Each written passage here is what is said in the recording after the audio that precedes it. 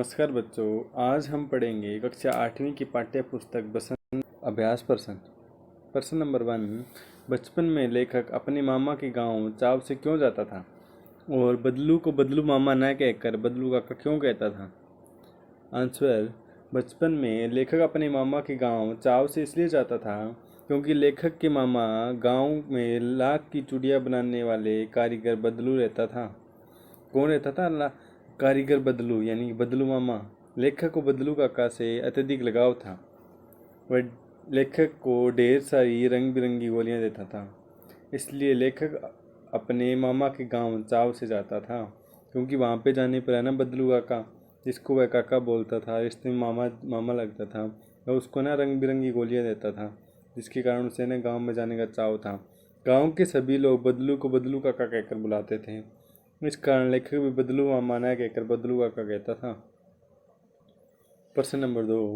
वस्तु विनिमय क्या है? विनिमय की प्रचलित पद्धति क्या है? विनिमय यानी कि वस्तु का लेन देन, यानी कि किसी वस्तु को खरीदने के लिए किसी वस्तु को देना। वस्तु। आंसर। वस्तु विनिमय में एक वस्तु को दूसरी वस्तु देकर लिया जाता था। वस्तु के लिए पैसे नहीं लिए जाते, वस्तु के बदले वस्तु दी जाती थी। किंतु अब मुद्रा के चलन के कारण, मुद्रा अर्थात पैसे रुपए के चलन के कारण वर्तमान परिवेश में वस्तु का लेन देन मुद्रा के द्वारा होता है। विनिमय की प्रचलित पद्धति पैसा है। प्रश्न नंबर 3। मशीनी युग में कितने हाथ काट दिए? इस पंक्ति में लेखक ने किस व्यथा की ओर संकेत किया है? आंसर। इस पंक्ति में लेखक ने कारीगरों की व्यथा की ओर संकेत किया है कि मशीनों के आगमन के साथ कारीगरों के हाथ से काम धंधा छीन गया है, मानो उनके हाथ ही कट गए हों। उन कारीगरों का रोजगार एक पैतृक काम धंधों से ही चलता था। उसके अलावा उन्होंने कभी कुछ नहीं सीखा। वो पीढ़ी दर पीढ़ी अपनी इसी कला को बढ़ाते चले आ रहे हैं और साथ में रोजी रोटी भी चला रहे हैं। परंतु मशीनी युग ने जहाँ उनकी रोजी रोटी पर वार किया है, मशीनों ने लोगों को बेरोजगार बना दिया है। इस पंक्ति में व्यथा की ओर संकेत किया है कि जैसे अब आधुनिक ज़माना आ रहा है, टेक्नोलॉजी का ज़माना आ रहा है, जैसे जैसे उसी तरह ना इसमें ना मशीनों का उपयोग करके चूड़ियाँ कांच की बनने लग गई थी। और बदलू था वह लाख की चूड़ियाँ बनाता था, हाथों से भट्टी के पास बैठ के उसको गर्म करके बड़ी अच्छी अच्छी चूड़ियाँ बनाता था। और मशीनों का काम होने के कारण है ना वहाँ पे ना कांच की चूड़ियाँ प्रचलित हो गई, जिसके कारण उसका काम ठप हो गया। प्रश्न नंबर 4। बदलू के मन में ऐसी कौन सी व्यथा थी जो लेखक से छिपी न रह सकी? आंसर। बदलू लाख की चूड़ियाँ बेचा करता था, परंतु जैसे जैसे कांच की चूड़ियों का प्रचलन बढ़ता गया, उसका व्यवसाय ठप पड़ने लगा, काम बंद होने लगा। अपने व्यवसाय की यह दुर्दशा बदलू से मन ही मन कचोटती थी। बदलू के मन में इस बात की व्यथा थी कि मशीनी युग के प्रभाव स्वरूप उन जैसे अनेक कारीगरों की बेरोजगारी उपेक्षा का शिकार होना पड़ा है। अब लोग कारीगरी की कदर न करके दिखावटी चमक पर अधिक ध्यान देते हैं। यह व्यथा लेखक से छिपी न रह सकी। प्रश्न नंबर 5। मशीनी युग से बदलू के जीवन में क्या बदलाव आया? आंसर। मशीनी युग से बदलू के जीवन में यह बदलाव आया कि बदलू का व्यवसाय बंद हो गया, वह बेरोजगार हो गया। काम न करने से उसका शरीर भी ढल गया, उसके हाथों माथों पर नसें उभर आई, अब वह बीमार रहने लगा। Question number 6। लाख की वस्तुओं का निर्माण भारत के किन किन राज्यों में होता है? लाख से चूड़ियों के अतिरिक्त क्या क्या चीज़ें बनती है, ज्ञात कीजिए। लाख की वस्तुओं का निर्माण सर्वाधिक उत्तर प्रदेश में होता है। लाख से चूड़ियाँ, मूर्तियाँ, गोलियाँ तथा सजावट की वस्तुओं का निर्माण होता है। भाषा की बात। प्रश्न नंबर 12।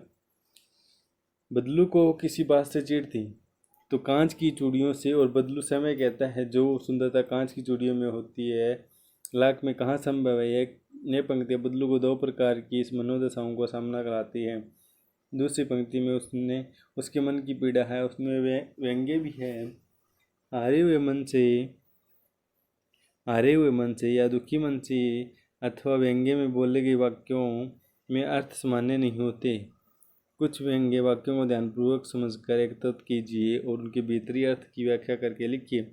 उत्तर। व्यंग्य वाक्य। अब पहली जैसी औलाद कहाँ? व्याख्या। आजकल किसी बुजुर्ग के मुख से आमतौर यह सुनने मिलता है जिसके उसके हृदय में छिपा दुख और व्यंग्य देखने मिलता है। उसका मानना है कि आजकल संतान बुजुर्गों को अधिक सम्मान नहीं देती। प्रश्न नंबर 2, बदलू कहानी की दृष्टि से पात्र है। और भाषा की बात व्याकरण की दृष्टि से संज्ञा है। किसी भी व्यक्ति, स्थान, वस्तु, विचार अथवा भाव को संज्ञा कहते हैं। संज्ञा के 3 भेदों में बांटा गया है। व्यक्तिवाचक संज्ञा जैसे लज्जा, रज्जो, आम, कांच, गाय इत्यादि। ख, जातिवाचक संज्ञा जैसे चरित्र, स्वभाव, वजन, आकार आदि। जाने वाली संज्ञा। ग, भाववाचक संज्ञा जैसे सुंदरता, नाजुक, प्रसन्नता इत्यादि, जिसमें कोई व्यक्ति नहीं है उस और न आकार या वजन, परंतु उसका अनुभव होता है। पाठ के तीनों प्रकार की संज्ञाएं चुनकर लिखिए। आंसर। व्यक्तिवाचक संज्ञा, बदलू, बेलन, मचिया। ख, जातिवाचक संज्ञा, आदमी, मकान और शहर। भाववाचक, जिसके अंदर ना कोई नहीं होता, जिसे भाव व्यक्त होते हैं। जैसे भाववाचक संज्ञा, संभाव, रुचि, व्यथा। प्रश्न नंबर 3, गांव की बोली में किन शब्दों का उच्चारण बदल जाते हैं। कहानी में बदलू वक्त समय है, को वक्त उम्र, वय, आयु को उम्र कहता है। इस तरह के अन्य शब्दों को खोजिए जिनके रूप में परिवर्तन हुआ वो अर्थ में नहीं। आंसर। इंसान, मनुष्य। रंज, दुख, रंज को दुख कहते हैं। गम, मायूसी। जिंदगी, जीवन। औलाद, संतान। धन्यवाद।